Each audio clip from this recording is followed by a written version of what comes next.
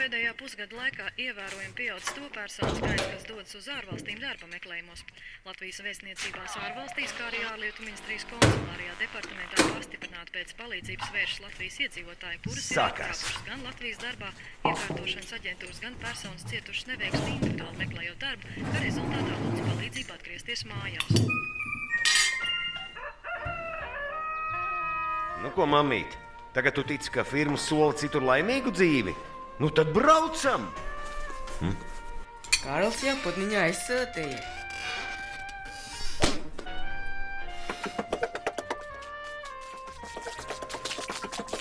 Rek, pat žurkas uzķērās. Nekur es nebraukšu. Starp citu, mūsu mīļie kaimiņi jau sen ir uz lauka un nekur netaisās braukt.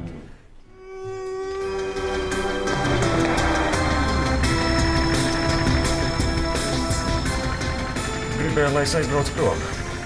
Lai atstāju viņiem savu zemi, savu māju.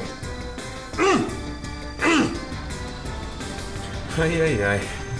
Tad es gandrīz vai noticēju, ka kaut kur citur ir labāk.